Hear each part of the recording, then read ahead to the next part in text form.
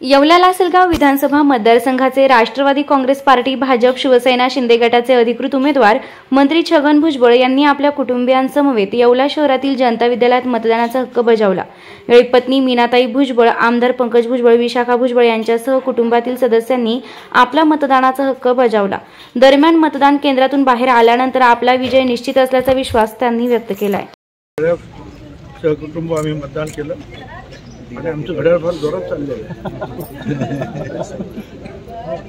Mobile घेऊन त्यामुळे आनंद आहे। नांदगाव आणि येवला दोन्ही ठिकाणी दोन्ही ठिकाणी भुजबळ पॅटर्न आहे। काही प्रॉब्लेम नाही। राज्यभराचं काय चित्र वाटतंय सकाळपासून? राज्यभरामध्ये सुद्धा ज्या एकूण जे माहिती घेत आहे, माहिती 100% गव्हर्नमेंट बनवणार। काही कुठे ते अनुचित प्रकार वगैरे काही कळत आहे आपल्याला? कुठे काय हे चालतं, पण फार मोठा अनुचित प्रकार काही घडल्याचं अजून तरी कुठे काही म्हणजे माझ्या मतदारसंघामध्ये सुद्धा नाही आणि बाहेर सुद्धा असं काही लक्षात आलेलं दिसत नाही। काही ठिकाणी EVM मशीन्समध्ये बिघाड झाला आहे, मतदारांना तात्काळ उभं राहावं। छोट्या मशीन्स आहेत आणि या किती हजार किती लाखो मशीन्स असतील, त्याच्यामध्ये काही मशीनमध्ये जे इलेक्ट्रॉनिक म्हटल्यानंतर स्टेजवर गेल्यानंतर मध्येच माईक होऊन एवढं सगळी तयारी करून होतात।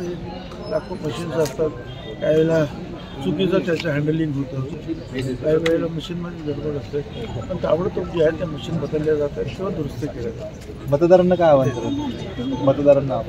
मतदारांना एवढंच आव्हान आहे की प्रत्येकानं जाऊन आपला लोकशाहीतील महत्त्वाचा अधिकार बजावला पाहिजे।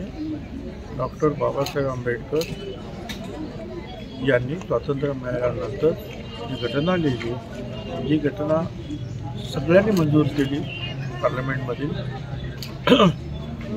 विरोधी पक्ष आणि सरकारी पक्ष, आणि त्यातून जे आहे प्रत्येकाला या देशाचा मालक बनवलेला आहे। झोपडीतला असेल, महालातला असेल, कुठल्याही धर्माचा असेल, त्या सगळ्या लोकांना प्रत्येकी एकच मतदानाचा म्हणजे पर्यायाने जे आहे, तुम्ही आम्ही सगळे या देशाचे प्रमुख आहोत, मालक आहोत, आणि म्हणून आपला कारभार कुणी केला पाहिजे। घरामध्ये जसं एक कुटुंब प्रमुख असतो तसं त्या राज्याचा कारभार कोणाच्या हातात दिलं पाहिजे हे ठरवण्याचा आता दिवस आहे। त्यामुळे तो सगळ्यांनी आपला मतदानाचा अधिकार अवश्य बजावला पाहिजे असं मी सगळ्यांना विनंती। साहेब, उत्तर महाराष्ट्रात महायुतीला मोठा फटका लोकसभेत बसलेला होता, त्याचं काय चित्र? महाविकास त्यावेळेचे जे आहे लोकसभेच्या वेळेचे प्रश्न वेगळे होते, त्यावेळेला घटना दुरुस्ती होणार आहे 405 मिळालं, आणि काय झालं, उलट मोदी साहेब निवडून आल्यानंतर त्यांनी घटनेचा सन्मान केला। घटनेवर डोकं ठेवूनच त्यांनी जे आहे पुढे प्रवेश केला लोकसभेमध्ये, आणि त्यांनी सांगितलं त्यावेळेला कोणी ती घटना बदलू शकत नाही। दुसरा आमच्याकडे कांद्याचा प्रश्न होता, ग्रंथ होता, तो सुद्धा मग त्यांना सांगितल्यानंतर ते लक्षात आलं त्यांच्या, आणि त्याच्या कांद्याच्या निर्यातीवरचे सगळे निर्बंध त्यांनी उठवले। त्यामुळे जे आहे आज आमच्या शेतकऱ्यांना सुद्धा 2 पैसे मिळत आहेत, तो सुद्धा आनंदी आहे।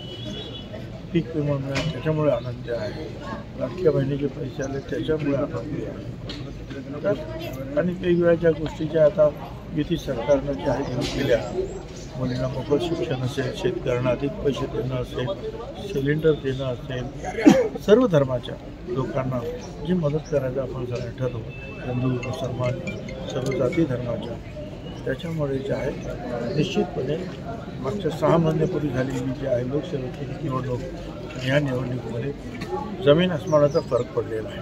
Okay, thank you sir.